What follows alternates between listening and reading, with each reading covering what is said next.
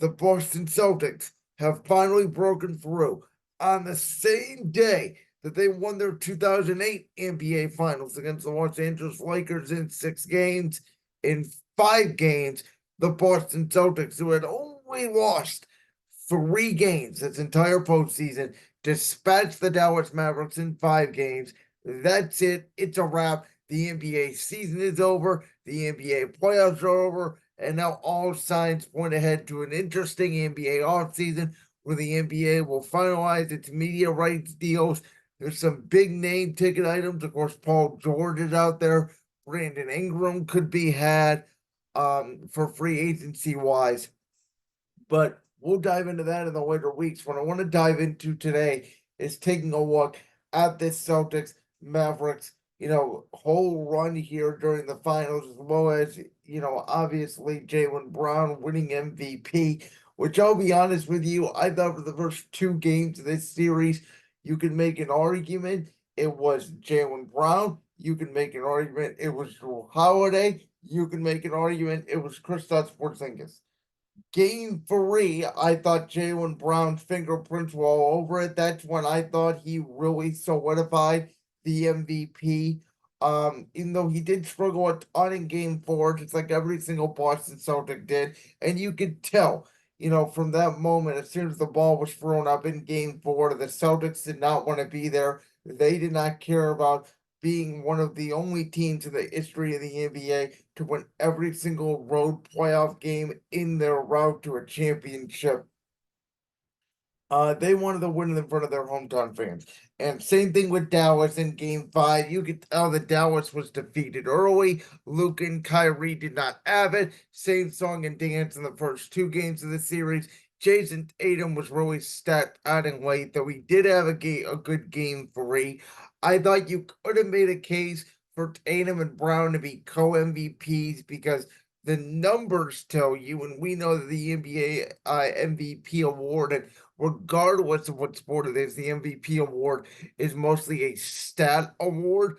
But again, as I have been saying for these past, 4, 5, 6 years, when the Boston Celtics have been to these Eastern Conference Finals and the NBA Finals against Golden State, in that 2022 finals, you could really see who the best player on the court was for Boston in that series. It was not Jason Tatum, it was Jaylen Brown. And sometimes I think the lights are too big for Jason Tatum. I never feel that way about Jaylen Brown. So if I had to pick one, again, I think Jaylen Brown ultimately deserved the MVP.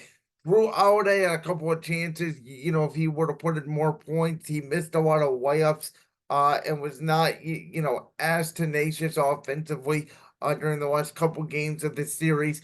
Again, Porzingis did not contribute nearly anything offensively after game 2, as he played select minutes last night, did not play in game 3 and game 4 due to the foot injury. But I think that this Boston Celtics championship is going to be somewhat of a bad thing for the NBA as a whole. And I'm not taking away anything from the Boston Celtics. You know that I said that they're running the Eastern Conference and they're running the NBA Finals, I should say, through the Eastern Conference was a little fraudulent because of the fact that they did not play Jimmy Butler in Miami, which I thought could have given them a harder series. I thought Cleveland actually played them relatively tough. Without Donovan Mitchell, Cleveland probably gave them the best series in the East, and that was without Jared Allen the whole series, without Gareth LeVert for the last game, without Donovan Mitchell for the last 2, and then Indiana, obviously Tyrese Halliburton goes down. But in these finals, I think the Celtics proved why they were the best team in the NBA all season long. Luka and Kyrie, who are a dynamic duo all the way through these playoffs.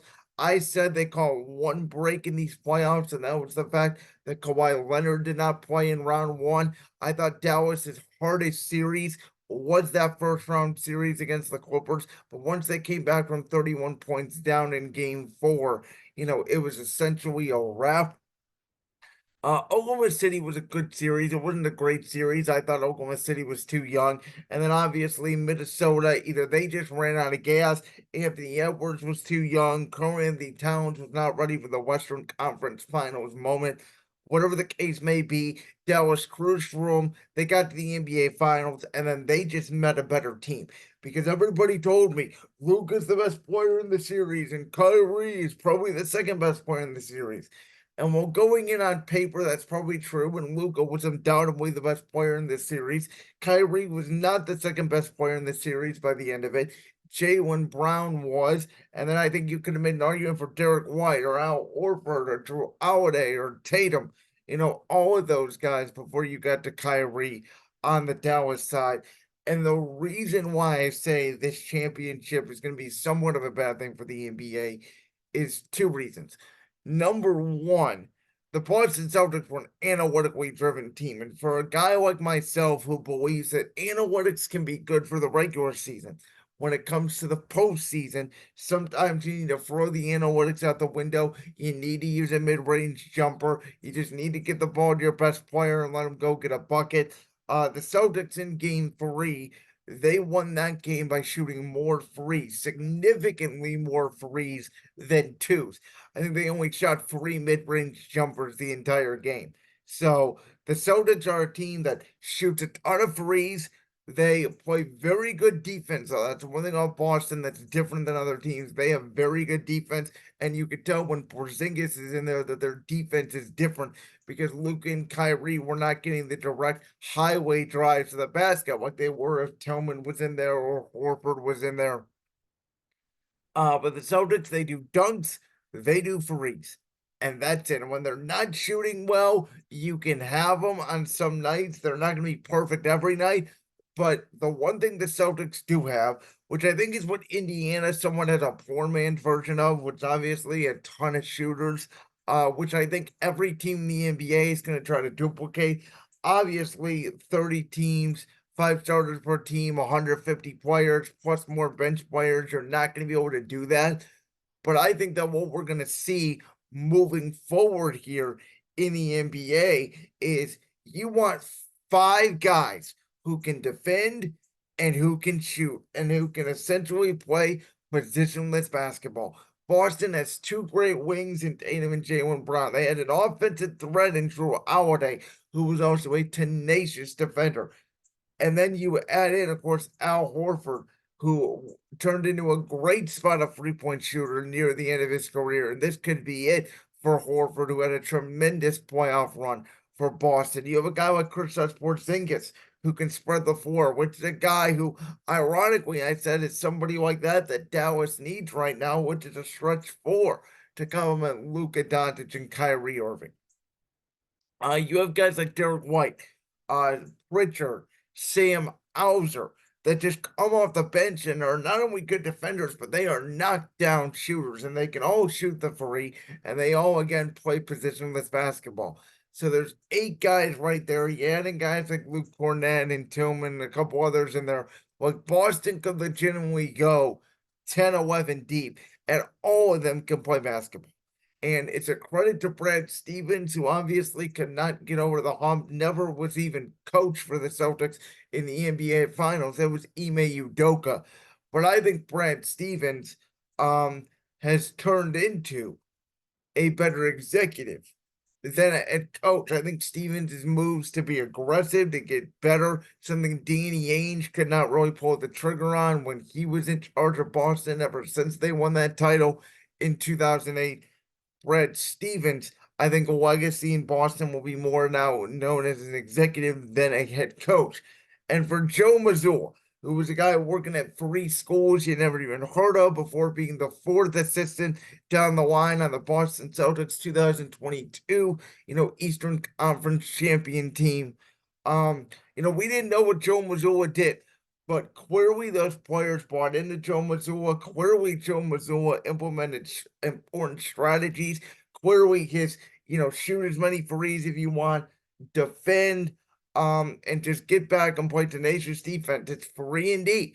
And clearly, those Boston Celtics bought in. Jaylen Brown, you heard him last night on the broadcast, was talking to Joe, telling him if Lucas stays in, I stay in. Again, that's dog mentality, and it's a credit to Joe Mazzulla, that he's allowing his players to go up and talk to him, that they communicate.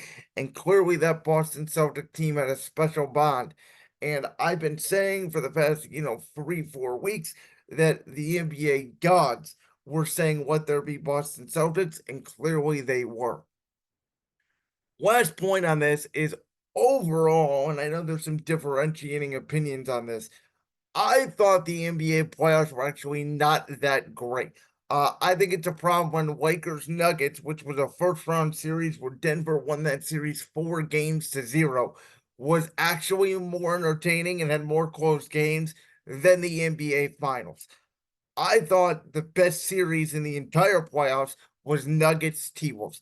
Hands down, that was the only important, legitimate game 7 that the national media cared about. We had a couple others, Pacers Knicks was a game 7, and that was kind of derailed because the Knicks were all beat up and Jaylen Brunson got hurt in the second half, and Indiana went on the crazy shooting run that they had. And ended that game pretty early. And then the only other game 7 we got was in the first round. It was Cleveland and Orlando. And no one really cared about that series outside of the two fan bases that were involved because nobody believed that they were going to beat the Boston Celtics. And so, I thought Knicks Sixers was a physical, pretty good series. Only in the end, the Knicks were just better because Joel Embiid and the Sixers are going to choke every single year, it seems like.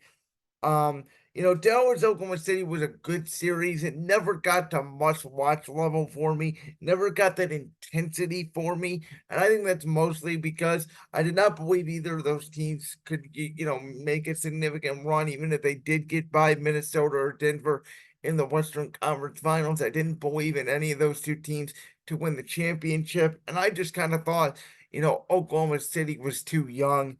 Again, Dallas Clippers was going to be a good series. Then Kawhi Leonard being hurt sort of took the sting out of that series. Um, Dallas Boston could have been a good series, but potentially if Donovan Mitchell did not get hurt. So there was a lot of injuries. Boston Celtics took advantage of them. Credit to that. The East clearly needs to get better. Orlando is coming, though Klay Thompson, I'm sorry, he won't make a difference if that's their move. I think Paul George should be the move for the Orlando Magic. Indiana needs to obviously add some more bench pieces, need to add some more defensive pieces. Cleveland is going to need to do a roster shuffle. Milwaukee, we'll see what they do. They were obviously banged up the whole postseason. They kind of handed the Boston Celtics the NBA championship by switching out Drew Holiday for Damian Lillard and it not working out. We'll see what moves Doc Rivers makes there in Milwaukee. But it does look like right now that with this Boston Celtic team staying mostly intact, they have a good chance to make it back to the finals next year. Now, we have not seen a NBA champion make it back to even the conference finals in 6 years. We know the Boston Celtics have made 6 straight Eastern Conference finals. One of those streaks will end next year. Out west, we know Minnesota's coming. We know that Oklahoma City is coming. New Orleans could be on the rise. We'll see what moves, Phoenix, the Lakers, Golden State make. Sacramento is still a pretty young, decent team. And you guys know I still have my eye on the Denver Nuggets. If they make some roster moves, if they improve that bench, Michael Malone and crew could be right back here in this spot next year. And I think to that end, Boston got a good opponent in the finals. Dallas, as I mentioned, I think they need to add a stretch 4. I don't think they're going to be as good as they were this year. It's just kind of how I feel based off, again, recency history in the NBA, where it's very hard to get back to the Western Conference Finals in a harder conference than the East. If the Spurs make a big splash, Victor Wembanyama could be coming. So there's a lot of factors. There's more factors out west at getting back than there is out east. And of course, on Thursday's show, I am going to be revealing now that the NBA playoffs are over, and you guys know that before the playoffs, I did a list of my top 10 NBA players.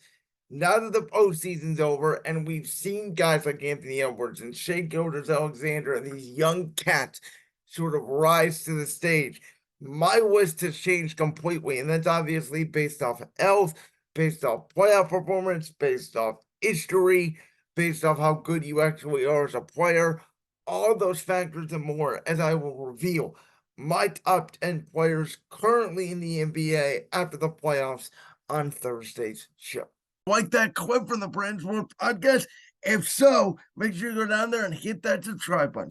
While you're down there hitting the subscribe button, make sure to also hit the notification bell so you never miss another upload. And make sure you check out all the other clips from the Brand Sports Podcast right here on YouTube.